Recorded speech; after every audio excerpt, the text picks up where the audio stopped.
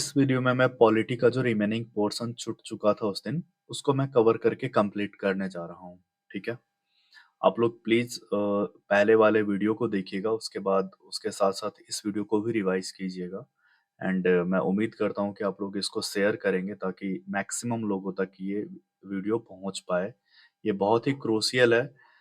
Initially लोगों को नहीं पता होगा, लेकिन ये आप 3-4 घंटे में यदि पूरा पॉलिटी रिवाइज़ कर लेते हैं, that is quite good for your entire examination purpose.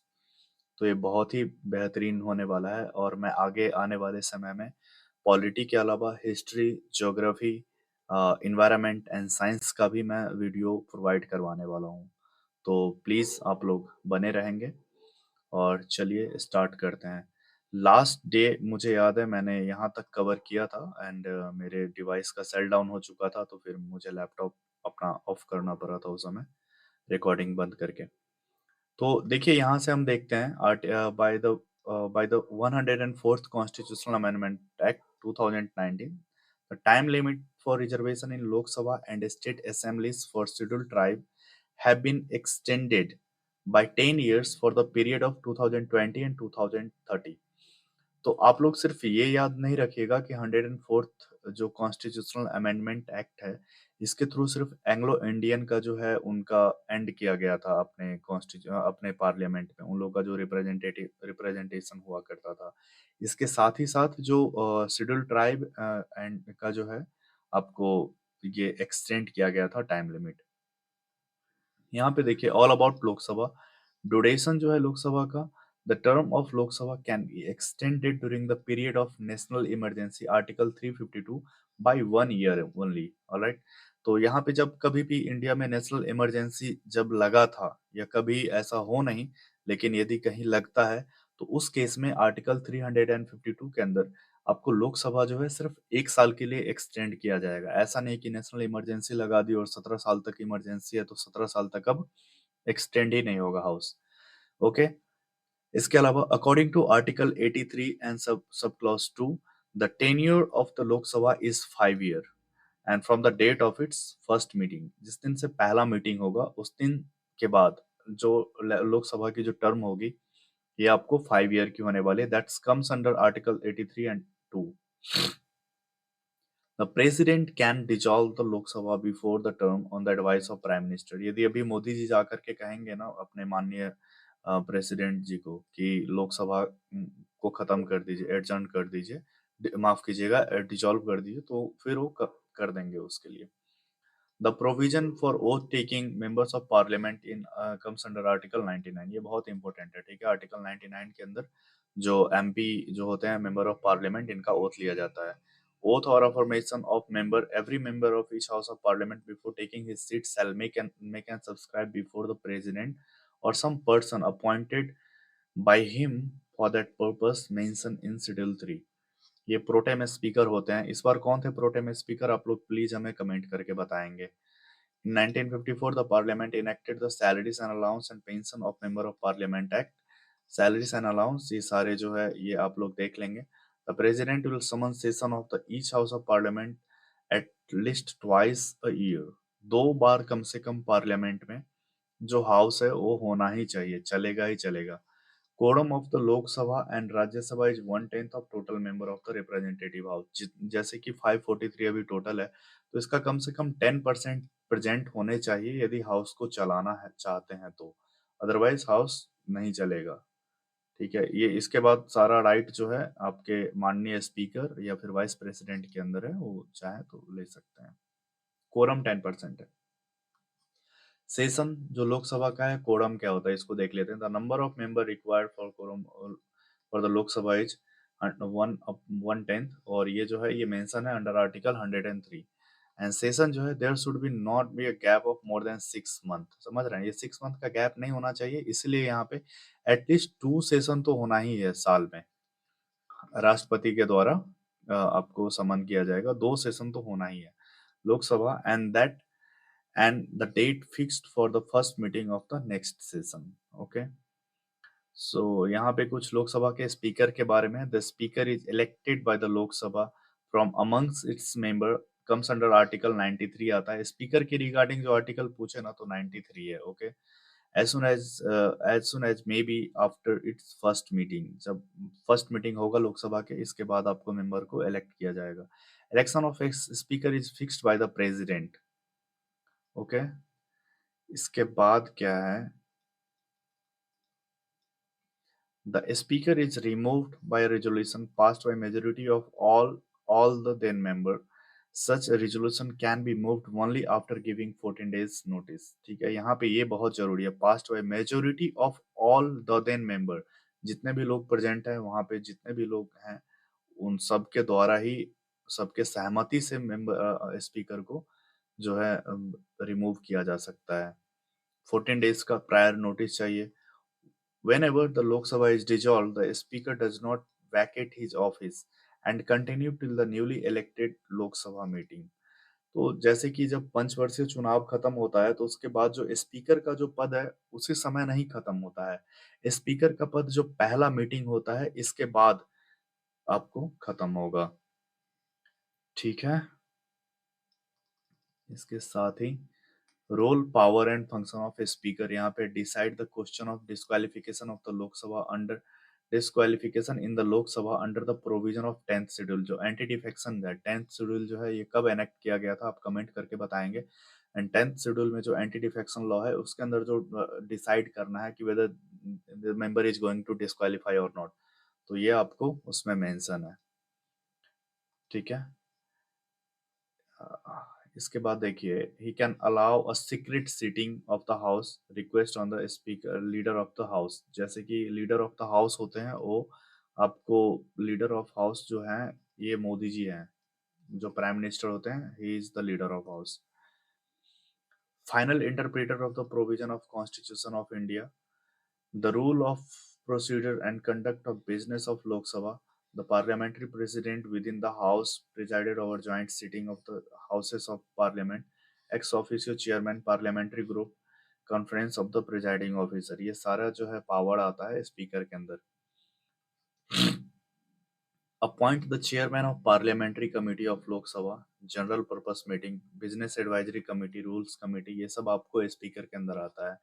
The decision of the speaker of Lok Sabha can be judicially reviewed. ऐसा नहीं है, जैसे कि एंटी डिफेक्शन लॉ के थ्रू यदि किसी को आपको डिस्क्वालीफाई किया जाता है, so that's comes under judicial review, ठीक है। और ये जो कहा गया था, ये क्योतो होलाहन केस वर्सेस जचिल्लू जो है 1992 में, उस समय ये डिसीजन दिया गया कि the decision of the speaker of Lok Sabha can be judicially reviewed, alright. इसके बाद विट्ठल भाई पटेल जो थे अपने, ये 1925 में सबसे पहले आपको कहेंगे कि फर्स्ट इंडियन प्रेसिडेंट थे सेंट्रल असेंबली के, जो आज के समय पे जो स्पीकर का पद है, alright. So here Lok Sabha speaker and deputy speaker comparative fact जो है, स्पीकर एंड डिप्टी स्पीकर को कंपेयर करके यहाँ पे दिखाया इन्होंने, just take a look. They cannot vote it in first instance, that is quite obvious, इन लोगों का फर्स्ट इंस्टेंस में वोट नहीं करना होता है।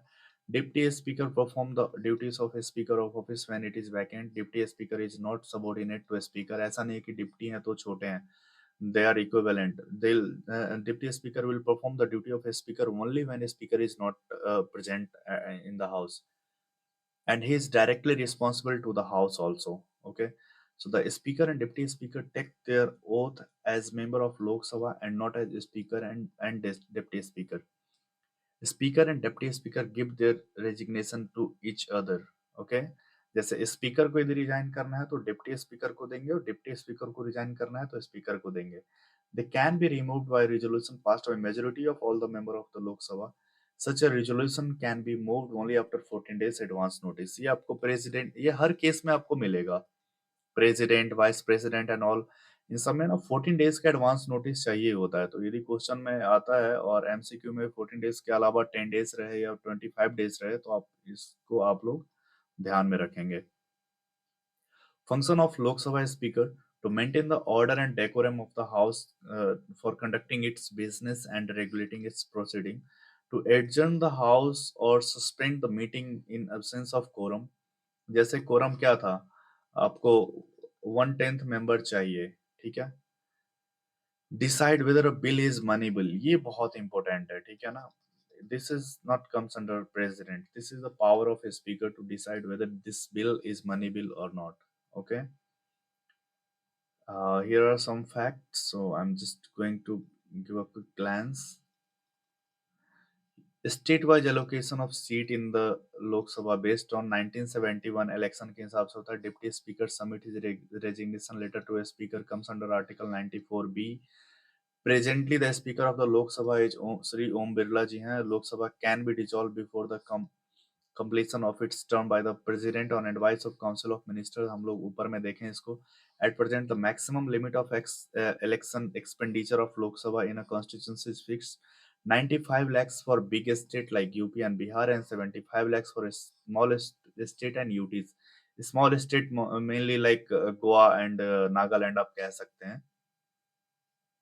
The tenure of the Lok Sabha is 5 years from the date fixed for the first session. The duration of parliament can be extended case of emergency up to 1 year at a time, comes under Article 352. The gap between the last meeting of the session of the Lok Sabha and first meeting of the not more than 6 months. Quorum of the House 1/10. Speaker of the Lok Sabha exercises casting vote in the case of tie only, not first instance। administer oath or newly elected member of after the general election is pro tem speaker। मैंने पूछा आप लोगों को इस बार के pro tem speaker कौन थे, आप लोग प्लीज जा करके कमेंट में बताएंगे कौन इस बार pro tem speaker अपॉइंट किए गए थे, ठीक है। इसके बाद here are some differences and some key point related to Lok Sabha deputy speaker and pro tem speaker। तो डिप्टी स्पीकर जो है the election of deputy speaker takes place after the election of the speaker. The date of इस बार अच्छा आप लोग एक बात देखेंगे कि अभी काफी समय से डिप्टी स्पीकर ने, और ये मैंडेटरी नहीं है, इसके ऊपर काफी ऑपोजिशन ने अभी कुछ समय पहले इन लोगों ने अपना रखा भी था कि भाई आप लोग डिप्टी स्पीकर क्यों नहीं अपॉइंट कर रहे हैं। साथ ही deputy speaker is not subordinate to the speaker, ये सब वही पुरानी बातें जो हम लोग ऊपर देखें। The president post of president speaker and vice president deputy speaker started in India in 1921। और अभी देखे थे कि Vithal Bhai Patel was the first president of the house, so that आप उसको कोरिलेट कर सकते हैं कि he is considered as a speaker of that house, so Vithal Bhai Patel. Okay, यदि 1925 के कंसर्न में पूछेगा 1925 का होगा डेडलाइन, तो उस केस में विठल भाई पटेल होंगे। और फर्स्ट जो है speaker of the Lok Sabha of independent India Lok Sabha, तो उसके जो है मावला जीवी मावलांकर हैं। एंड फर्स्ट डिप्टी स्पीकर जो थे वो सच्चिदानंद सिन्हा जी थे। ये बिहार वाले ध्यान रखेंगे, ये बिहार से हैं Sachchidanand Sinha ji. After independence first speaker was GV Mavalankar and first deputy speaker was Anant Sayanam Iyengar। About pro tem speaker, as provided by constitution, the speaker of the last Lok Sabha vacate his office immediately before the first meeting of the newly elected Lok Sabha। Therefore, the president appoint member of Lok Sabha as as the speaker pro tem। So speaker pro tem Lok Sabha member president administer oath, ये जो और यदि question में रहे कि who use to administer the oath of pro tem speaker, तो it was administered by the president, honourable president. So just remember this things, okay. They will trick you in MCQ like in this question, ऐसा करके कि who will administer the oath of pro tem speaker. So just be remember guys, and administer oath to the new member and has all the power to a speaker appointed by president, appointed and oath given administered by the president। So now here all about things about Rajya Sabha only। The Rajya Sabha is the upper house and second chamber of house or elder of council of state। The number of Rajya Sabha represent the member of Rajya Sabha represent the state and UTs of the Indian Union। Tenure जो है 6 excuse में, राज्यसभा के member का tenure ये 6 year है, ठीक है। Deputy chairman is elected by the Rajya Sabha itself from amongst its member. यहाँ पे जो टेन्योर है, चेयरमैन जो होते हैं इसके राज्यसभा के, ये वाइस प्रेसिडेंट ऑफ इंडिया होते हैं, और इनका जो टेन्योर होता है ये 5 ईयर होता है। सो आप यहाँ पे देखेंगे कि इन ऐसे ही क्वेश्चन में ना एमसीक्यू बना के ट्रिक बना सकता है ये लोग। तो जस्ट रिमेंबर चेयरमैन का जो टेन्योर है ये 5 ईयर है, एंड वाइस चेयरमैन का जो टेन्योर है ये 6 ईयर है, जस्ट बिकॉज कि vice chairman is elected by the Rajya Sabha itself from amongst its member. Okay, and vice president tenure, natural tenure is 5 year. Constitutional amendment power जो है ये इनके पास भी है. In respect of introduction of passes of constitutional amendment bill, राज्य सभा has equal power to the लोक सभा. ठीक है, legislative power जो है राज्य सभा can hold the ordinary bill passed by लोक सभा for 6 months. ठीक है, ordinary bill, just remember ordinary bill, there is nothing like they cannot hold money bill. And special power जो है it can authorize the parliament to create new all India service common to both center and state, that comes under article 312. The money bill cannot be introduced in the Rajya Sabha, it is only introduced in Lok Sabha. Rajya Sabha cannot amend or reject money bill. It should return a bill to Lok Sabha within 14 days. 14 days, just remember 14 days. If they'll give you in option like 2 month, 3 month, 1 month, तो ऐसा नहीं है. They have to return the money bill in 14 days only, either with recommendation or without recommendation. Rajya Sabha जो return करेगा money bill उसमें कुछ recommendation देने का उनके पास राइट है, और लोकसभा के पास फुल राइट है कि either they'll accept that recommendation or reject that recommendation completely. Okay, so here are vice president. And Rajya Sabha के जो है ये एक्स ऑफिसो चेयरमैन है, मतलब जो वाइस प्रेसिडेंट होंगे वो अल्टीमेटली राज्यसभा के चेयरमैन होंगे. ये परमानेंट हाउस होता है राज्यसभा, ये कभी डिसॉल्विंग बॉडी नहीं है. Minimum age to be chosen for the member is not less than 30 year. Lok Sabha के केस में 35 साल है, प्रेसिडेंट के केस में आपको जो है 35 साल है, वाइस प्रेसिडेंट 35 साल है. Tenure of member 6 year. Cooperative movement ये जो है आपको ये है ना स्पेशल नॉलेज और practice experience in cooperative cooperative movement literature science art and social services 250 है. And representation of state and UTs 238 nominated by president are 12. 12 में जो है ये अभी आपको 5 इस कैटेगरी से नॉमिनेट किया जाता है. एंड इनडायरेक्ट इलेक्शन जो है इनडायरेक्ट मेथड से होता है, proportional representation by single transferable vote.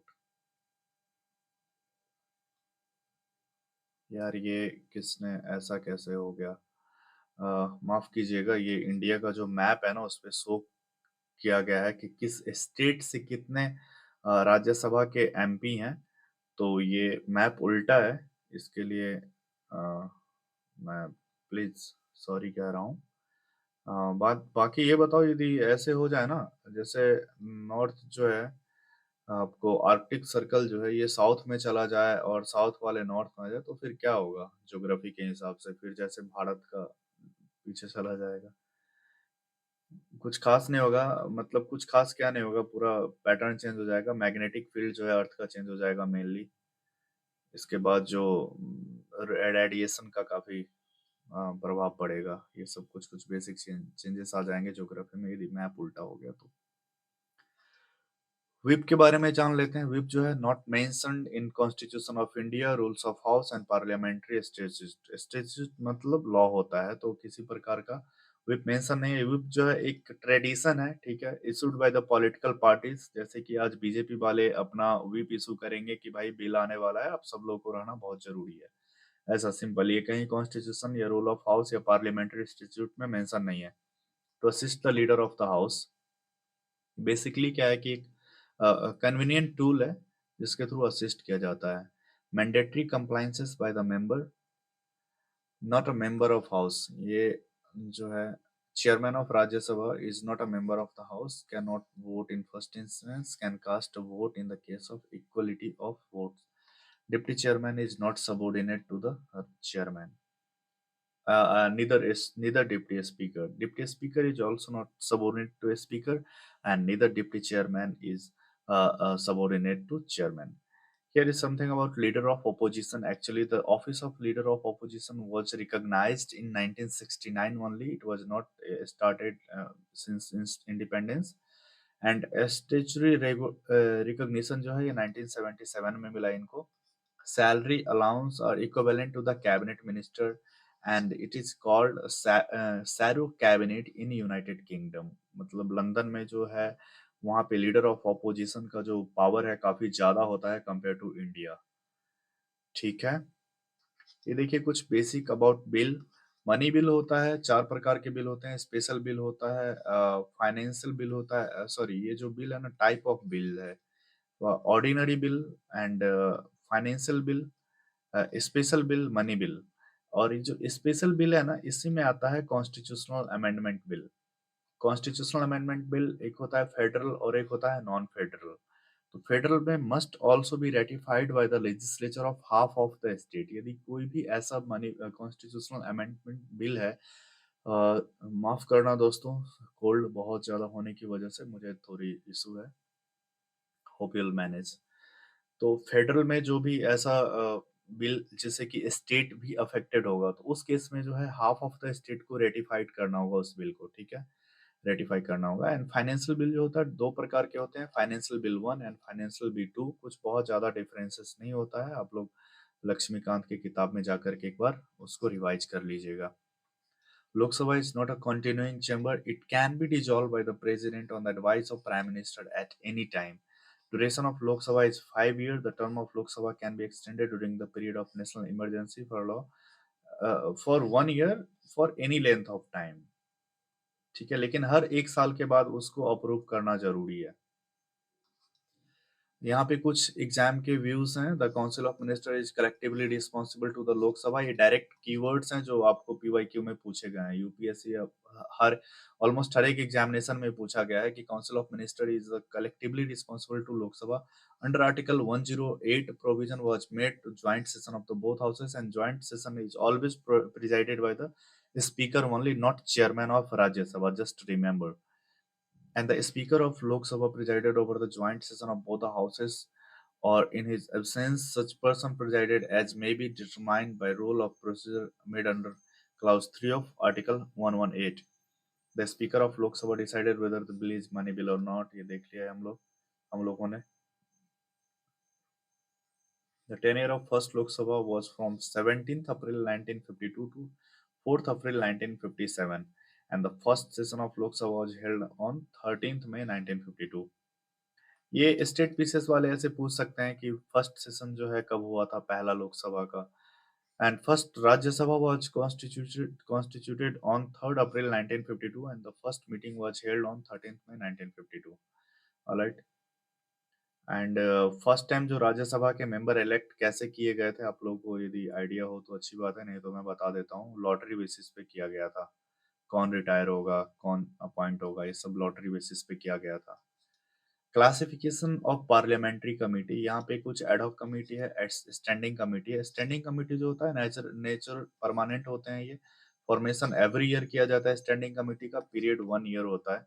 Ad hoc committee nature temporary formation for special purpose. अब मान लो कि पुलवामा में अटैक हुआ तो रातों रात कैबिनेट कमेटी ऑन सिक्योरिटी की मीटिंग हुई और उसमें जो अपने एनएसए जो है अजित डोभाल साहब, इनको बना दिया गया। इनके अंदर एक एडहॉक कमेटी बनी और उस एडहॉक कमेटी ने क्या किया कि 4 बजे सुबह में जा करके और वहां पे पाकिस्तान को बमबारी करके 5 बजे आते हैं वापस और शाम के 4 बजे ये कमेटी खत्म कर दी जाती है। हो गया operation done.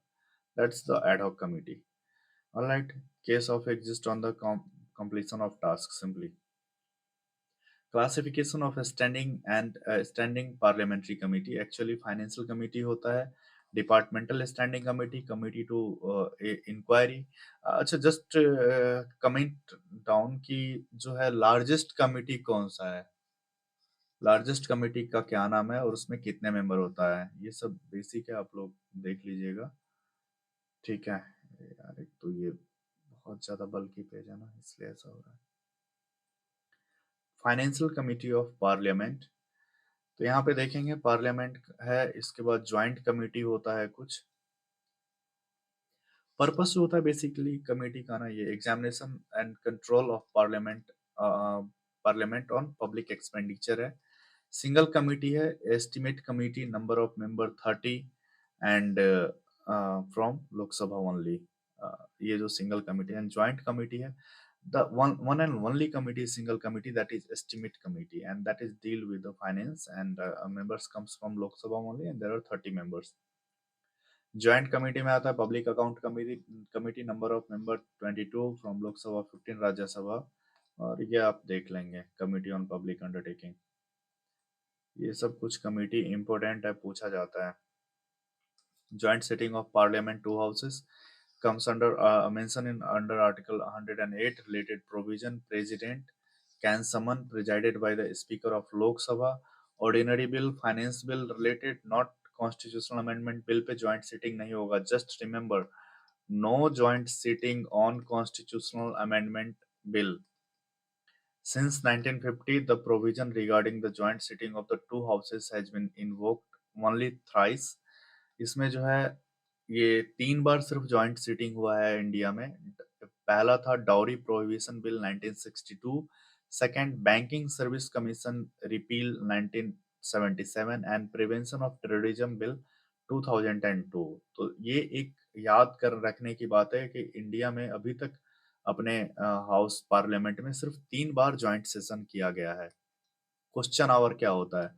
First hour of every parliamentary sitting of Lok Sabha mention in the rule of procedure. ये याद रखना कि कॉन्स्टिट्यूशन में नहीं मेंशन है। जब आप क्वेश्चन एमसीक्यू बनाओगे ना तो they will ask you like कि जो है question hour is mention in our constitution of India, so no that's completely wrong, it is mention in rule of procedure, just remember. Question can be asked by minister and private member also. The question are three kinds. Starred question जो होता है ये आप मुंह से आप पूछ सकते हैं। And unstarred question written answer होता है इसका। एंड शॉर्ट नोटिस क्वेश्चन जो होता है इसका oral answer. Short notice question पूछते हैं मिनिस्टर से और मिनिस्टर जो है उनको उसका ओरली आंसर देना पड़ता है खड़ा होकर के पार्लियामेंट में। काफी बार आप लोग देखते होंगे जब हाउस चलता है तो क्वेश्चन पूछते हैं कि भैया क्या हो रहा है देश में, तो फिर उसके ऊपर उनको क्लैरिफिकेशन देना पड़ता है। Here are some motion moved by the member to raise the question on various matter, ठीक है। fall into three principal categories। substantive motion होता है एंड substitute motion होता है, इसके बाद subsidiary motion होता है, ancillary motion and under subsidiary motion there are three motion also, ancillary motion, superseding motion and amendment, ठीक है। एंड जीरो आवर क्या होता है? Not mention in rule of procedure. देखिए क्वेश्चन आवर जो है वो आपको रूल ऑफ प्रोसीजर में मेंशन भी है बट जीरो आवर मेंशन नहीं है, ठीक है। Matters are raised without any prior notice zero hour में, ठीक है। इंडिया में ये इनोवेट है, ये अपना ही जो है ये अपने इंडिया में इनोवेट किया गया है जीरो आवर को। Existence since 1962, start immediately after the question hour and last until the agenda of the day। मतलब ये जो जीरो आवर है ये किसी इंपॉर्टेंट मुद्दे पे बात किया जाएगा and that will start just after question hour. Question hour is the first hour of house, ठीक है, and that mention in rule and procedure of the house not in constitution. Zero hour is not mention even in the constitution, sorry rule of house. और ये just after zero hour के बाद start होता है और agenda of the day तक चलता है। Closure motion to cut short the debate of the matter before the house, ठीक है। सिंपल क्लोजर, गुलेटिन क्लोजर, इसके बाद कंगारू क्लोजर होता है एंड क्लोजर बाय कंपार्टमेंट। ये सारे पूछे गए हैं यूपीएससी में, आप लोग इसको देख लीजिएगा एक बार। Calling attention motion introduced in the parliament by a member to call the attention for attention of a minister to matter of public importance। अब कुछ ऐसा important मुद्दा हो गया है उसके ऊपर यदि पार्लियामेंट ऑलरेडी किसी थर्ड टॉपिक पे बात कर रही है तो उस पर किसी इमरजेंसी सिचुएशन पे बात किया जाता है, इसके लिए आपको introduce in the parliament by member of calling attention motion को इंट्रोड्यूस किया जाता है। To seek authoritative statement from him on the matter, मतलब प्राइम मिनिस्टर कुछ बोले उस मुद्दे पे या फिर कोई पर्टिकुलर मिनिस्टर उस पे स्टेटमेंट दे, ऐसा इसलिए कॉलिंग अटेंशन मोशन लाया जाता है। एग्जिस्टेंस सिंस 1957, इंडियन इनोवेशन है, mention in rule of procedure, ठीक है। जीरो आवर नहीं मेंशन है, ये याद रखिएगा, कहीं भी नहीं मेंशन है वो। एडजर्नमेंट मोशन, ठीक है। एडजर्नमेंट मोशन देखते हैं। To draw attention to the House to define matter of the urgent public importance introduced in the Lok Sabha only, ठीक है। क्यों लोकसभा में सिर्फ इसको इंट्रोड्यूस किया जाता है, आप लोग प्लीज बताएंगे क्या?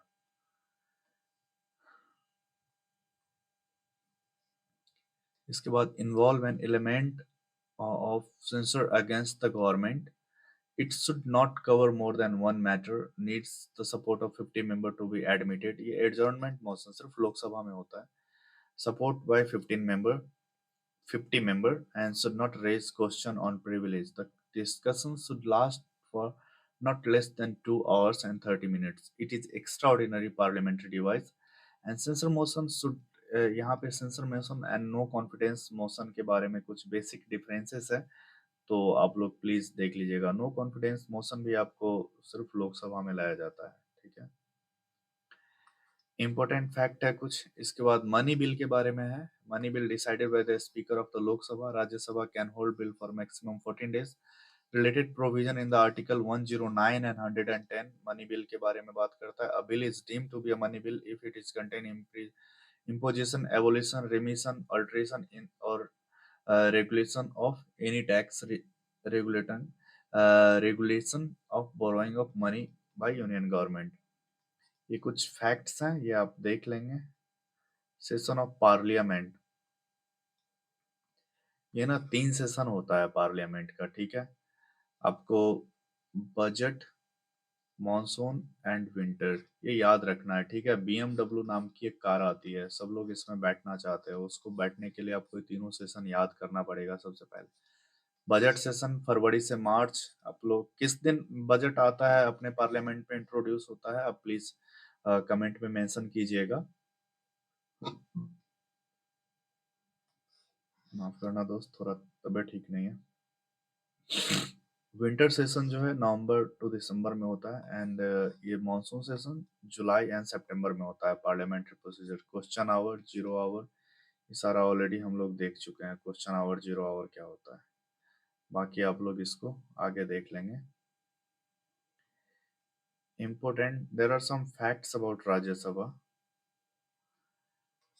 One third member of the Rajya Sabha retire every second year. Deputy chairman resign by writing to the chairman. Deputy chairman and just comment down who will chairman give resignation to whom. Deputy chairman can be removed by the resolution passed by majority of all the then member of the Rajya Sabha, and such a resolution can be moved only after given 14 days notice. Allocation of seat in Rajya Sabha to the state union territories is mentioned in the fourth schedule. Power of Parliament to legislate for two or more state by consent and adoption such legislation by other state. Article 252.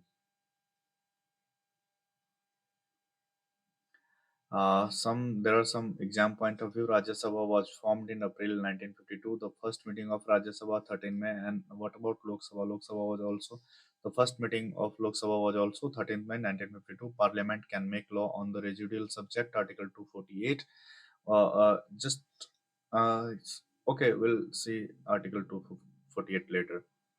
There is provision to determine the privilege and immunities of member of parliament in Article 105. See, there are some facts, so you guys can already see, and I'm already post this PDF in Telegram group, so you can go and download from there and read it by yourself also. There are some seat in Rajya Sabha and Lok Sabha. ये कुछ states हैं और इसमें कितने seat है. Small state है. कितना है भाई स्मॉल स्टेट में कितना अलोकेशन किया गया अमाउंट खर्च करने का, बताएंगे आप लोग एक बार. द सुप्रीम कोर्ट, ये बहुत इंपॉर्टेंट है. सुप्रीम कोर्ट ना जुडिशियरी से क्वेश्चन रहता है, ठीक है. Supreme court and high court. The Supreme Court is the apex court of India. The power and function etc. Supreme Court is mentioned in Part 5 under Article 124 to 147 to the Indian Constitution. It is federal court as well as Supreme Court of Indian Union. ये inauguration date जो है supreme court का 28 जनवरी 1950 को inaugurate किया गया था, ठीक है. Article related to supreme court is article 124 to article 147 comes under part 5 and established on 26 January 1950. Just remember, the Supreme Court was established on 26 January 1950 but inaugurated on 28th January. So if they'll ask you the inauguration date, so do not get confused with the establishment date, okay? And here total number of judges, initially, I mean, at the time of 1950 there were 8 judges including chief justice, but at present there are 34 judges including chief justice. So huge increase in the number of judges because of the demand, at that time there were very less people also in India, the population of India in very less than now. Judges of Supreme Court appointed by the President in consultation with the Collegium. Collegium के बारे में बढ़िया से देख लीजिएगा. Collegium पे question आता है. रिटायरमेंट एज है 65 year. Administer oath by the president and resignation to be address to the president only. Article 143, this is one of the most important article in which the power of president to consult the Supreme Court, and that consultation, whatever advice will be given by Supreme Court, the president is not bound to go with that advice. President can ignore that advice completely.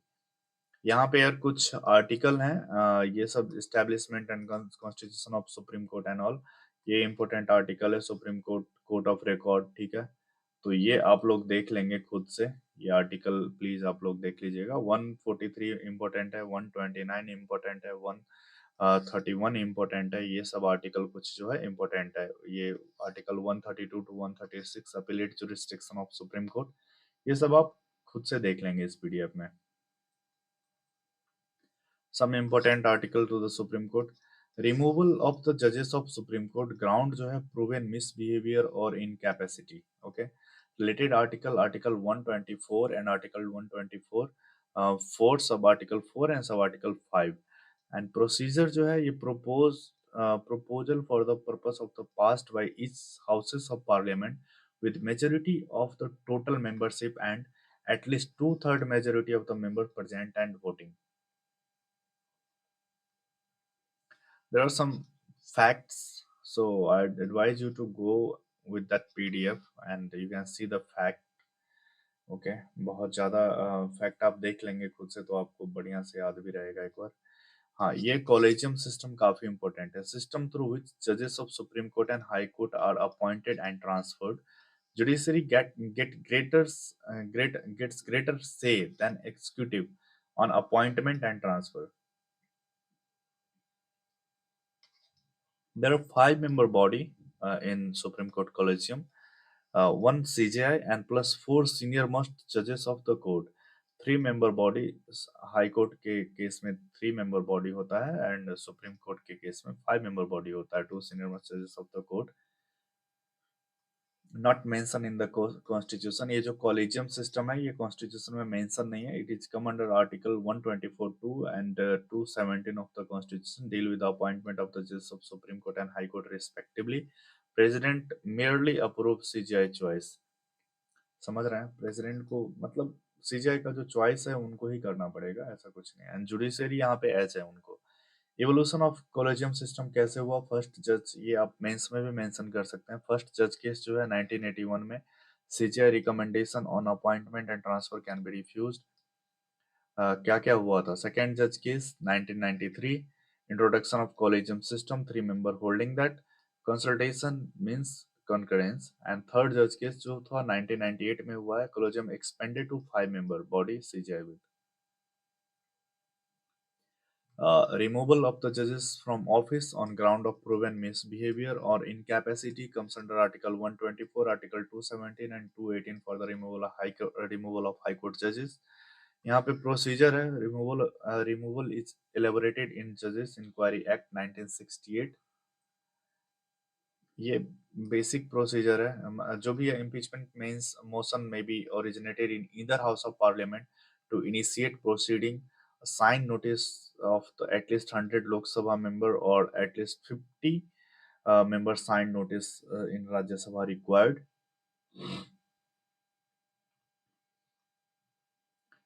यहाँ पे इसका जो है ना सारा procedure है, आप PDF से देख लीजिएगा एक बार. एडहॉक जजेस जो है ना ये comes under article 127. If lack of quorum CGI appoints the जजेस of high court as an ad hoc जजेस of supreme court for temporary basis. ये इसके लिए प्रीवियस कंसेंट ऑफ प्रेसिडेंट की रिक्वायर होती है. And consultation with the CJI, chief justice of the high court concern जो होते हैं उनके थ्रू। ये सुप्रीम कोर्ट के कुछ जुरिस्डिक्शन है। इसमें रिट जुरिस्डिक्शन जो है ये काफी इंपॉर्टेंट है, ये आर्टिकल 32 में आता है। एंड हाई कोर्ट में कहाँ आता है आप कमेंट कीजिएगा। एडवाइजरी जुरिस्डिक्शन जो है ये इम्पोर्टेंट है, इसमें जो आर्टिकल 143 देखे थे अपन ये इम्पोर्टेंट है। Original jurisdiction center and one or more state center and any state or state on one side and one or more state on the other and between two or more state. ठीक है, appellate jurisdiction जो है ये exclusive नहीं है। आपको पूछेगा examination में कि एक्सक्लूसिव जुरिस्डिक्शन क्या होता है सुप्रीम कोर्ट का, तो आप वहां पे आप मेंशन कर सकते हैं ओरिजिनल जुरिस्डिक्शन वाला आइडिया। और जो नीचे देखे थे हम लोक अदालत है। इसके बाद they are alternative forum for resolving dispute through conciliatory method, entertain cases both with the pending in court and which are at pre-litigation stage में जो आता है। First Lok Adalat in post independence period in Gujarat 1982 में आया था। Lok Adalat got statutory status under legal service authorities act 1987। Lok Adalat organised by state legal service authority district. इससे question पूछता है, अभी 2020 में पूछा था क्वेश्चन यहाँ से। सुप्रीम कोर्ट लीगल सर्विस यहाँ से ना इसको जो है ऑर्गेनाइज किया गया है लोक अदालत को। कॉम्पोजिशन ऑफ लोक अदालत जो है इसमें जुडिशियल चेयरपर्सन होता है, इसके बाद एक लॉयर होते हैं और एक सोशल वर्कर होता है। Feature of Lok Adalat, they are deemed to be civil court for the Purpose of Code of Criminal Procedure 1973, non-compoundable offense are outside its ambit. Its award are final and binding, no appeal to any court. Okay, here are something about Gram Nyalay. Enacted under the Gram Nyalay Act 2008. For every panchayat at intermediate level, a group of contiguous, uh, contiguous, contiguous panchayat at intermediate level in a district. Appeal from Lok Sabha in criminal माफ कीजिएगा, appeal from Lok Adalat in criminal cases to court of session and in civil cases the district court. ठीक है, ये याद रखना, ये important है। Appeal from Lok अदालत, इसमें जो है ना क्रिमिनल कोर्ट में कोर्ट ऑफ सेशन का आप अपील कर सकते हैं, कोर्ट ऑफ सेशन में क्रिमिनल केस का अपील कर सकते हैं और सिविल केस का अपील आप डिस्ट्रिक्ट कोर्ट में कर सकते हैं। फीचर जो है ये मोबाइल कोर्ट है, court of judicial magistrate first class, government after consultation with high court, not bound by Indian evidence act 1982। ये सब अभी भारत साक्ष्य संहिता में बदल चुका है, तो ये आप देख लीजिएगा एक बार, ये सब देख लेना, ये बेसिक है सब। यहाँ पे कौन से स्टेट में कितने ग्राम न्यायालय है ये आप देख सकते हैं। मध्य प्रदेश में 89 है ग्राम न्यायालय फंक्शनल, नोटिफाइड 89, फंक्शनल 89। इसमें आप देखेंगे उत्तर प्रदेश का जो मेनली देखना है 113 है एंड फंक्शनल 92 है। इसमें ना राजस्थान वाले देख लेंगे, अभी राजस्थान आ रहे हैं सोना है, तो आपके यहाँ 45 नोटिफाई किया गया है and 45 is functional also. And Madhya Pradesh में भी अभी एमपीपीसीएस होने वाला है 85 एंड 85, तो MP and Rajasthan are good. यहाँ पे बिहार वार कहीं नहीं मेंशन है। हाई कोर्ट मोर और less is same as supreme court. इस मैप में कहाँ कहाँ हाई कोर्ट है एंड इंडिया में कितने हाई कोर्ट है इसके बारे में दिखाया गया है। पीआईएल का जो फुल फॉर्म है पब्लिक इंटरेस्ट लिटिगेशन होता है। ये पूछता है स्टेट पीसेस में कि पीआईएल का क्या फुल फॉर्म है, ओएनजीसी का क्या फुल फॉर्म है। The country where it is originated is USA, and can you please tell me where is the judicial review originated? Origin of judicial review. PIL is originated in USA, beginning in India in 1979, and father of PIL in India is former CJI Justice P.N. Bhagwati. Justice P.N. Bhagwati. Okay. So here are things about High Court. We'll see High Court.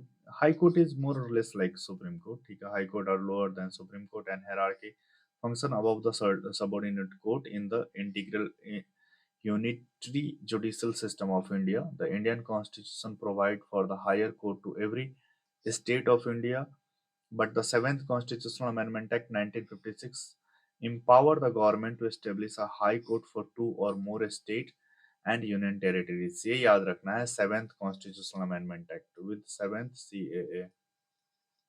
इसमें ये बताया गया कि high court जो है सो दो state का भी एक साथ किया जा सकता है। कॉन्स्टिट्यूशनल प्रोविजन ये है कि पार्ट 6 में आता है हाई कोर्ट, चैप्टर 5 है और आर्टिकल 214 से 231 तक आता है। मद्रास, बॉम्बे, ये 1862 की बात है। हिस्टोरिकल प्रोविजन देखेंगे आप। हिस्टोरिकल जो फैक्ट है, that is formed in 1862। There were Calcutta high court, Bombay high court and Madras high court. High court at present are 25 high court in India. Andhra Pradesh high court Amaravati formed in 1st January 2019 is the latest one. Delhi is the only union territory which has its own high court.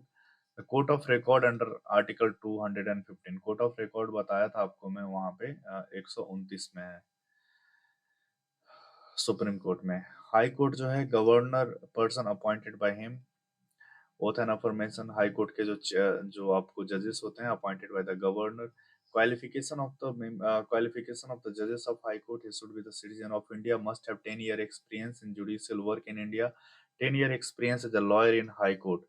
इनका as 62 होता है और supreme court के जो जजेस हैं उनका as 65 होता है, ठीक है। इनको इम्पीच किया जाता है प्रो मिसबिहेवियर और incapacity based.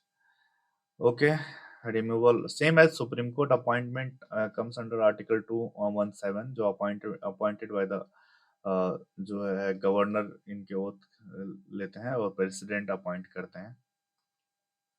Appointment of the acting chief justice, Article 223.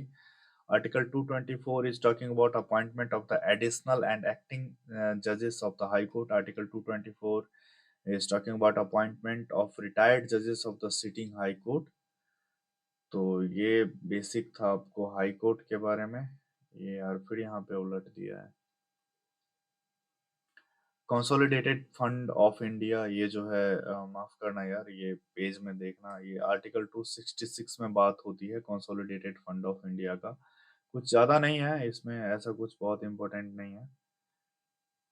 Governor को देखिए यहाँ पे, the governor hold the post during the pleasure of the president. The governor has the ordinance making power comes under article 213। और president का जो ordinance making power होता है ना, ये आपको आर्टिकल 200 123 में आता है,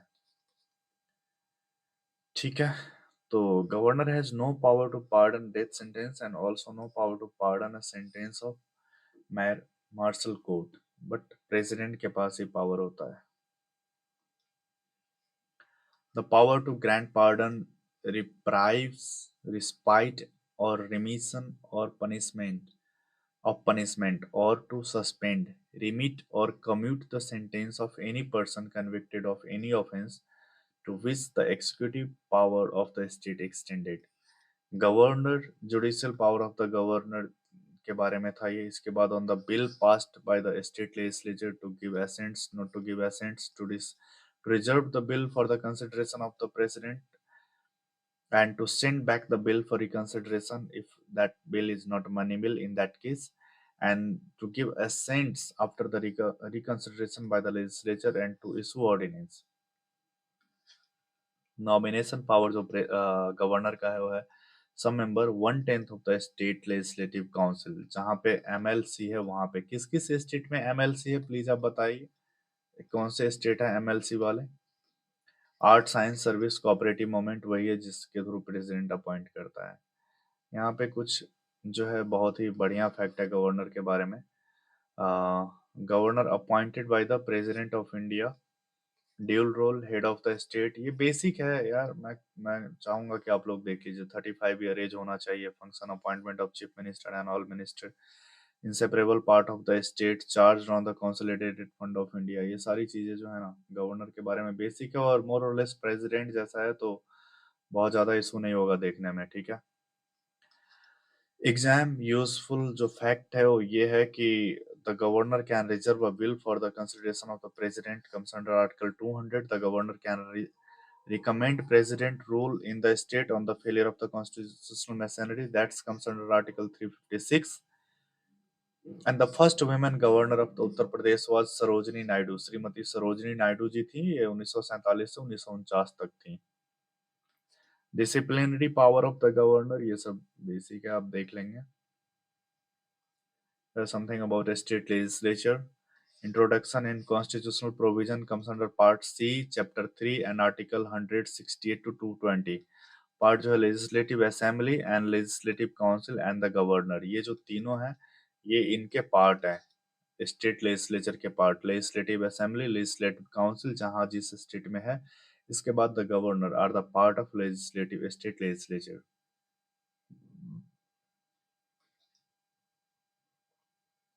The Speaker of the Legislative Assembly, right and function similar to the Speaker of Lok Sabha, casting vote, excessive exercise and casting vote in the case of an equality of vote. इसके बाद है establish the contact between the Legislative Assembly and the Governor. Exam useful fact वही है। The first governor who got dismissed was Prabhudas पटवारी, तमिलनाडु के थे।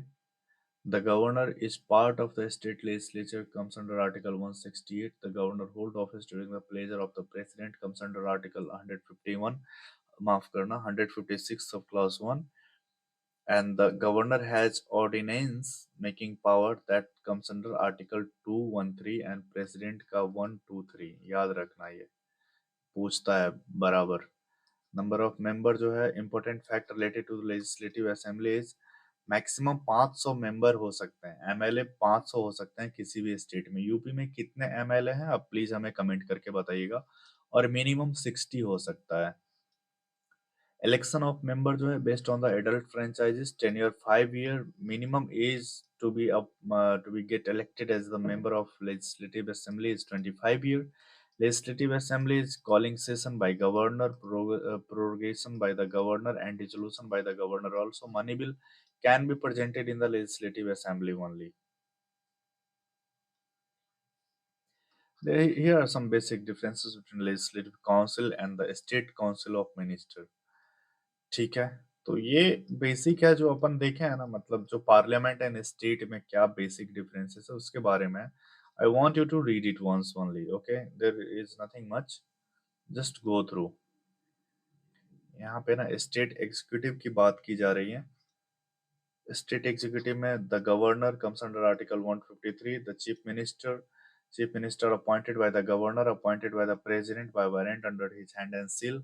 ठीक है, constitutional head होते हैं ये स्टेट के। टर्म ऑफ ऑफिस 5 ईयर होता है। Hold office during the pleasure of the governor till majority of the legislative assembly. And the council of minister to aid and advise the governor comes under article 163, appointment by the of the minister by the governor in consultation with the chief minister. With the resignation of the chief minister, the council of ministers is dissolved. Advocate General for a state, the highest law officer of the state, comes under Article 165. Appointment by the governor. Tenure is not fixed. Hold office during the pleasure of the governor, right? Part 6 of the Constitution comes under Article 153 to Article 167. यहाँ पे number of member of legislative assembly in the state and union territories के बारे में दिया गया है। अब देख लेंगे यहाँ पे, ये बहुत ही बेसिक है ये सब। सेपरेशन ऑफ पावर, ये सही है, ठीक है। किस आर्टिकल में दिया गया है प्लीज आप एक बार हमें बताएंगे। In the Indian constitutional system power have been divided among the judiciary, executive and legislature. So basically judiciary the power to decide on law, and executive का जो है आर्टिकल 52 एंड 78 में है power to implement law, and legislature जो है power to make और amend law. ठीक है, parliament that comes under article 79।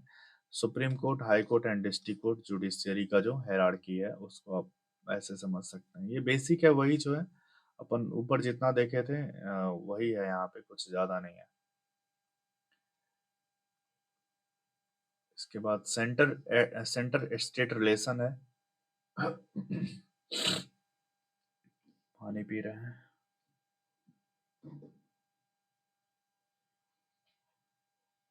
Centre state relation,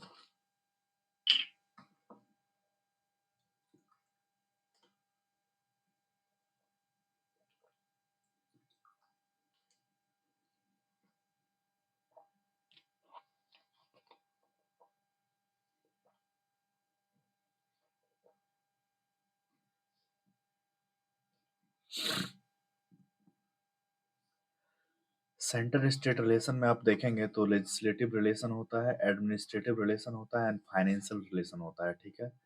financial relation जो है provision under part comes under part 12 of the constitution. Establishment of contingency fund of India under article 267(1) है। Establishment of contingency fund of the state comes under Article 267(2) and grants from the union to some state comes under Article 275. Establishment of Finance Commission comes under Article 280. Part 11 of the Constitution comes under Article ये administrative relation है, part 11 में आएगा article 256 से 263। Control over state in certain condition by the union government. Article 263 Establishment of Inter-State Council by the President to establish coordination between center and state. Part 11 Constitution 245 ये legislative power है 245 and 255 ये इसमें ही आता है आपको union list 98 subjects, state list 59 and concurrent list 52। कहाँ से लिया गया था ये एक बार कमेंट करके हमें बताइएगा। Article 249 mention legislative power of parliament in relation to subject in the state list। ये बहुत इंपॉर्टेंट है, इमरजेंसी प्रोविजन। इसके ऊपर ना क्वेश्चन हर एग्जामिनेशन में हर बार पूछा जाता है। The purpose of emergency provision is to protect the sovereignty, unity and integrity, democracy and political system and constitution of the country. In case of national emergency, the central government become all powerful and all the state comes under its control। Emergency provision जो है provision in the constitution neighbour impose till now, अभी तक ऐसा कुछ नहीं हुआ है। Financial emergency की बात कर रही है। पार्ट 18 में आता है emergency and article 352 to 360 armed rebellion was substituted by the 44th constitution amendment act 19। ये से पहले ऐसा मेंशन था जब 1976 में इमरजेंसी लगा था इंडिया में कि जो इंटरनल आर्म रिविलियन यदि कोई कर रहा है उस केस में भी आप इमरजेंसी लगा देंगे, लेकिन 1988 में इसको जो है डिलीट कर दिया गया था कि ऐसा नहीं है। Internal rebellion will not consider like in emergency, इसमें आर्म रिविलियन है, ठीक है। नेशनल इमरजेंसीज के बाद जो है ये बेसिकली 3 टाइप का होता है। National emergency president rule article 356 and financial emergency comes under article 360। National emergency comes under article 352। ये जो है इसके बिहाफ पे नहीं लगेगा। ओनली एक्सटर्नल एग्रेशन और वार, एक्सटर्नल इमरजेंसी और armed rebellion, initial emergency, in that case the national emergency imposed under article 352।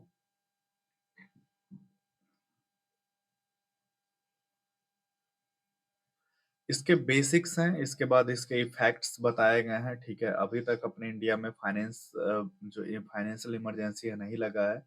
मैं चाहता हूं कि आप लोग इसको खुद देख लेंगे, नथिंग मच।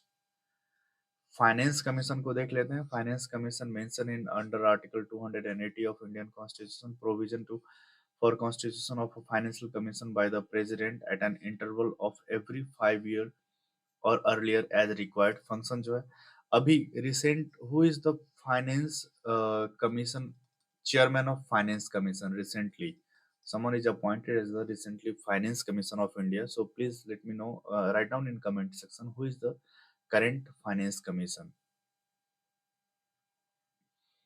फंक्शन जो है distribution of net proceed of taxes between union and state. Other function है कुछ इनके, ये आप लोग देख लेंगे। Non constitutional commission and bodies है कुछ। प्लानिंग कमीशन जो पहले था इसको बंद करके और डिजॉल्व करके नीति आयोग है आपको 1 जनवरी 2015 से, ठीक है। जब से मोदी जी आए थे 2014 में, उसके बाद पहला ये बहुत ही मेजर डिसीजन था इनका। Introduction of extra constitutional institution consultancy establishment and all, ये सब था। जो प्लानिंग कमीशन का एस्टेब्लिशमेंट तो हुआ था ये 15 मार्च 1905 को हुआ था। फर्स्ट चेयरमैन जो थे इसके जवाहरलाल नेहरू जी थे, और ये आपको जो इसके x officio chairman prime minister of India का हुआ करता था, और फर्स्ट वाइस चेयरमैन जो थे वो गुलजारी लाल नंदा थे। नीति आयोग की बात करें तो ये आपको 1 जनवरी 2015 को आया था। National institution of transforming India form in the place of planning commission, full name है ये। चेयरमैन जो है ex officio chairman of prime minister होते हैं। वाइस चेयरमैन जो है equal to the cabinet minister. अभी इसके जो चेयरमैन है ये सुमन बेड़ी हैं शायद। ठीक है, बाकी आप लोग एक बार देख लीजिएगा। National Development Council was established on 6 August 1952 and chairman was Prime Minister and functioned to finally approving plan as well as evaluate plan from time to time. हाँ, लोकपाल ये अभी इम्पोर्टेंट है, ये भी न्यूज में रहता है लोकपाल वाला टॉपिक काफी। Lokpal was named in the year 1963 by L.M. Singhvi Justice Pinaki Chandra Ghosh and was appointed as the first chairman of Lokpal in India. Odisha first state to pass a bill related to Lokayukt in the year 1971. And in context of India, here is something basic about the Lokpal. Under the Indian democratic system, for redressal of the public grievances equivalent to ombudsman, the Lokpal and Lokayukt Act 2013, assented by the President on January 1st, 2014, provision for appointment of Lokpal at the central level and Lokayukt at the state level. There are some fact also mentioned. You can, I suggest you to go with that fact. Institution of Lokpal जो है इसके बारे में देख लीजिएगा, कुछ ज़्यादा नहीं है। Maharashtra first state of India to establish Lokpal office in the year 1972, ये स्टेट पीसेस वाले पूछते हैं। अदर रिलेटेड फैक्ट जो है, ombudsman is the Swedish word, सबसे पहले वहाँ पे लोकपाल आया था। ombudsman literally means administrative complaint inquiry office and ombudsman in India is known by the name of Lokpal, authority of the law book law, liberty and social justice. Justice P.B. Gajendra Gajendra Gadakar। इसके बाद देखिए ये ना बहुत important topic है, specially state PCS mains answer writing के लिए। Panchayati Raj system and municipal corporation.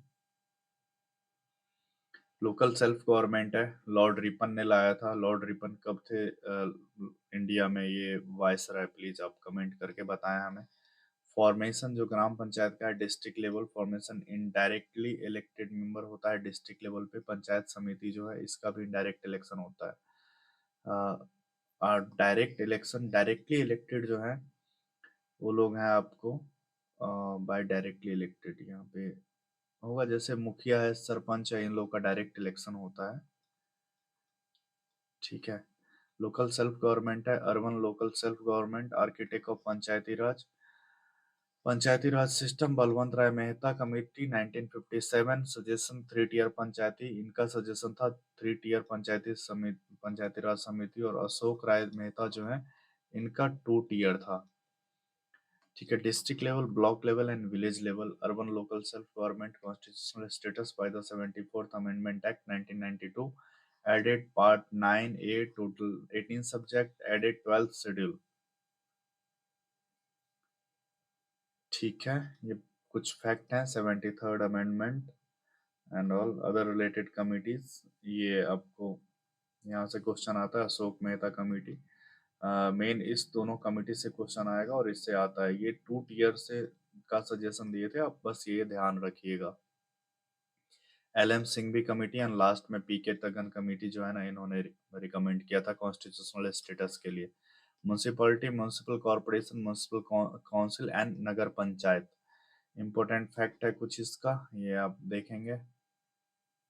Type of urban local government, ये पोर्ट ट्रस्ट, टाउनशिप, ये डिफरेंट डिफरेंट होता है, जो कि डायरेक्ट जो है सेंट्रल गवर्नमेंट या कहीं पे जैसे कि मिनिस्ट्री ऑफ डिफेंस के अंदर आता है, कैंटोनमेंट बोर्ड, ऐसे करके मिनिस्ट्री ऑफ होम अफेयर के अंदर कुछ आइटम आते हैं। ये है आपका। इसके बाद recognition of national and state parties, ये सब ना बेसिक है। ठीक है, ये नेशनल पार्टी कैसे होता है, स्टेट पार्टी कैसे, इसका जो है बेसिक आप देख लेंगे। इसके बाद Bharatiya Janata party, Bahujan Samajwadi party, national Indian national Congress, ये सब जो है नेशनल पार्टी है। Aam Aadmi party is also, this is one of the recent जो है ये नेशनल पार्टी है, Aam Aadmi party, national peoples party and communist party of India, ये सब जो है कुछ, there are 6 national party, remember that, and all these are BJP, Congress, Bahujan Samajwadi party, communist party, आम Aadmi party and national peoples party are the national party. Right to information act जो है ये आपको, right to information act passed in the Lok Sabha on 11th May 2005, passed in Rajya Sabha 12th May, and president got presidential assents on June 15, 2005. Effective from October 12, 2005 in the entire country except Jammu and Kashmir, and after the abolition of a special status of Jammu and Kashmir, it is implemented in the Union Territory of Jammu and Kashmir in Ladakh since 31st October 2019 also. So earlier it was not applicable in RTA, was applicable in Jammu and Kashmir when it was implemented in 2005, but nowadays it is also implemented in Jammu and Kashmir since 2019. There are some important fact about RTI. I will suggest you to go with that. Important fact आप देखेंगे, major provision related to RTI, ये सब देख लेना आप लोग एक बार। इम्पोर्टेंट फैक्ट है, फैक्ट में वही जो अपन डिस्कस किए हैं ये सब रहता है। Major provision related to RTI, right to information means access to information controlled by any public official in the scope of RTI, number Panchayati Raj and all. Here are some miscellaneous topic about Indian polity. I want you to go with that. Like finance commission के बारे में पूछ रहा है, who was the first finance commission of India? 1951 K C Neogy was the first finance commissioner of India. ठीक है। पंचायती राज committee, ये सब कुछ मिसलेनियस टॉपिक है, तो आप देखेंगे मिसलेनियस टॉपिक में मैं बता देता हूँ। एक ये है, इसको देख लेना, major parts and subject about Indian constitution. Bohra Committee related to investigation the nexus between politicians and criminal, Raja Mannar committee, ये important कमेटी है to review center state relation। ठीक है, ये देख लेना Raja Mannar committee. National human right,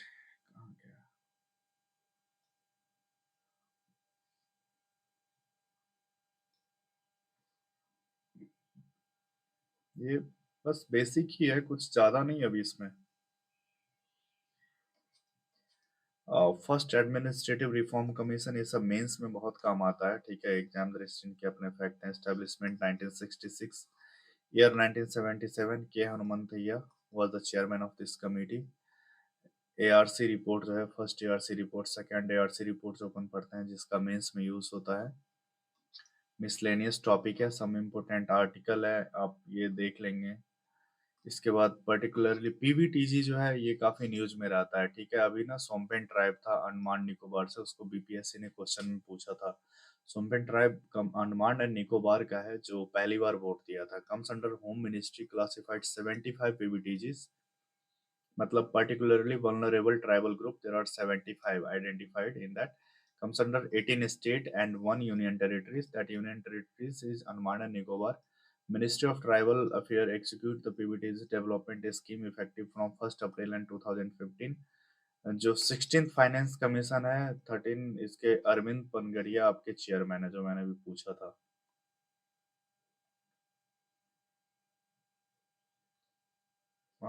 reorganisation of union cabinet on centre state relation, ये सब finance commission के बारे में important recommendation. Things are like things are sorted. So अब देखिए यहाँ पे बहुत ज्यादा कुछ है नहीं। ठीक है, इन्होंने क्या कहा, ऑस्टिन ने कहा था कि Indian federalism is cooperative federalism, to constitute assembly was Congress and the Congress was the India. ये सब ये बहुत, ये फिलोसफर हुआ करते थे, पॉलिटिकल स्पीकर थे ये लोग। कैसे whereas India is a quasi judicial state, sorry quasi federal state. And Hridaynath Kunzru, इन्होंने कहा था कि the emergency right of the president are the betrayal by the constitution. ये सब बेसिक है, I want you to go through that. State wise list of the particularly PBTG, जो 75 TG है उस पीबीटीजी है उसका लिस्ट था ये। पंचायती राज एंड कम्युनिटी डेवलपमेंट, ये जो पंचायती राज के बारे में है कुछ देख लेना आप लोग, ये सारे आर्टिकल है पंचायती राज के, ठीक है। Came into effect from 24 April 1993, schedule 11 and 29 subject are there in Panchayati Raj of India, of Panchayati Raj institution, yeah, India, it's not India. See, here are some amendment. This is one of the most important part of our polity is studies. First amendment was related to the ninth schedule was added to the constitution. Court cannot perform judicial review on the subject of ninth schedule. मतलब ninth schedule में जो item आप रख देंगे bill बना करके, तो उस पे ना जुडिशियल रिव्यू नहीं लगेगा, ये कहा गया था। लेकिन अब ऐसा कुछ नहीं है। अब 2005 में क्या नाम है केस का, मैं नाम बोल रहा हूँ, उसमें कहा गया कि अब उस पे भी जुडिशियल रिव्यू किया जा सकता है।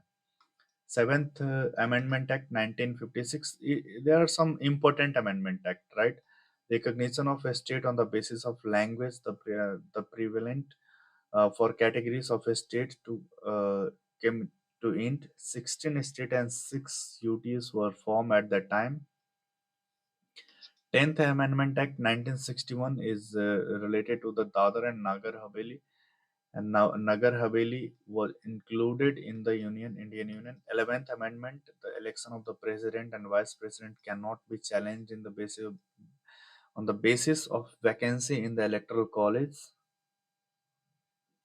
12th Amendment Act 24th, इसके बाद 46, this amendment is one of the most amendment. It is also called the mini constitution of India, the 42nd Amendment Act. ये तो पता नहीं हर एग्जामिनेशन में पूछा जाता है। सोशलिस्ट, सेकुलर एंड इंटीग्रिटी, तीन वर्ड इंट्रोड्यूस किया गया था। Part 4A fundamental duties introduce किया गया था on the recommendation of Sardar Swaran Singh. It became compulsory for the president to heed the advice of the cabinet. 36th Amendment, Sikkim became the full-fledged state 1975. 31st Amendment 1973, the number of Lok Sabha seats were increased from 525 to 545. 44th Amendment, the President was empowered to inquire the reconsideration of a bill once internal disturbance was substituted from armed rebellion, जो अपन emergency में देखे थे. The right to poverty, no more a fundamental right and got the status of statutory right only. The right provided under Article 20 and 21 cannot be suspended during national emergency at any cost. And deal with which article, can you please comment it down? 52nd Amendment Act 1855, Parliament and State Legislature declared disqualified. Anti defection के का बात करता है 52nd Amendment Act, Schedule 10. 58th में जो है official text of the constitution was made available in Hindi language. 61st Amendment Act 1988, the minimum age of citizens required to vote was reduced from 21 to 18. मतलब 21 साल से 18 साल एज किया गया था 61st Amendment Act 1988 में. 69th Amendment Act 1991, Union Territory of Delhi got a status of NCT, National Capital Region. A legislative assembly of 70th member was formed for Delhi. 74th Amendment, Municipality. 73rd Amendment, Panchayati Raj, Part 9, 11th Schedule. 86th Amendment is important body. 84th Amendment Act 2001 prohibited re-adjournment of seat Lok Sabha and State Legislative Assembly for 25 years till the year of 2026. 86th Amendment is deal with primary education became the fundamental right and added Article 21A, 51A-K, 6 to 14 year age. ये सब ऐसे आपको याद रखना है, ठीक है. 86. 91st Amendment Act 2003, Council of Minister was limited not more than 15% of total membership of the Lok Sabha, 15% of the total membership of the State Legislative Assembly, and not less than 12 ministers. 97th Amendment Act, right to form cooperative societies, Article 19 and Part 9B, cooperative societies, was added to the Constitution. 101st Amendment Act, 100th Amendment, transfer of land between India and Bangladesh. 104th, यहाँ से बहुत question पूछता है, हर बार question पूछता है. 101st goods and service tax GST आया था 101st amendment act से। 106th amendment act, one of the most important, अभी आप इसको देख लीजिएगा, आप लोग को इसे क्वेश्चन पूछ सकता है। One third 33% seats out of all kind of seats got reserve for women which include the seats reserve for SC and ST in the Lok Sabha, in the State Assembly, Legislative Assembly, and the Legislative Assembly of NCT, National Capital Region, Delhi. In the Lok Sabha and state legislature tenure, वो जो अपन पढ़े थे Anglo Indian का जो representation था उसको and किया गया। 150 के through the state again got the power to identify the socially and educationally backward class. ये इम्पोर्टेंट है ये भी। Excuse me. There are some miscellaneous like some vice president of India. कौन थे आप इसको खुद देख लेंगे आप लोग। Chief Justice of India, the first Chief Justice of India was Justice Sri Hiralal जकिसुंदास Kania. 1950 से 1951 इनका टेन्योर था। He was the first Chief Justice of India and the Prime Minister of India. The first was Sri Jawaharlal Nehru ji and now Narendra Modi ji हैं, देख रहे हैं Narendra Modi ji. Chief election commissioner के बारे में कुछ डेटास हैं। Sukumar Sen was the first chief election commissioner of India in the year 1950-1958 and अभी जो है राजीव कुमार करके और कुछ है। Fundamental right, the constitution of India part 1। यहाँ पे ना कॉन्स्टिट्यूशन ऑफ इंडिया का जो पार्ट है ये अपन ऑलरेडी डिस्कस कर चुके हैं, ठीक है। ये कौन कौन से पार्ट में क्या क्या है। पार्ट 5 तो द यूनियन, इस सब के बारे में। इसमें बेसिकली इन्होंने ना आर्टिकल का डिस्कशन किया है, तो ये आर्टिकल तो आप लोग खुद भी देख लेंगे। इसके लिए मुझे नहीं लग रहा है कि मुझे कुछ ज़्यादा बताने की ज़रूरत है। They just discuss about articles only, okay. So apart from this article and all,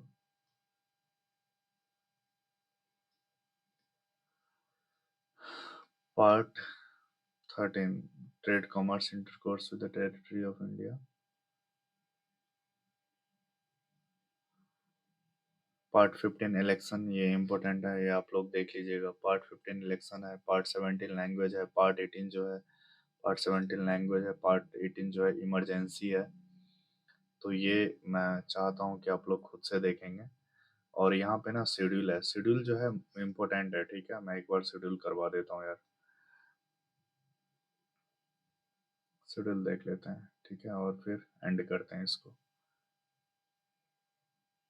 first schedule जो है ना, इसमें state and union territories mention है। सेकंड शेड्यूल में जो provision of as to the president and governor of a state, part A part B जो है इसको डिलीट कर दिया गया है। पार्ट सेकंड शेड्यूल का पार्ट सी, ठीक है। Part D and part E ये सब है। कंट्रोल, ये जो ये शपथ ग्रहण समारोह का है।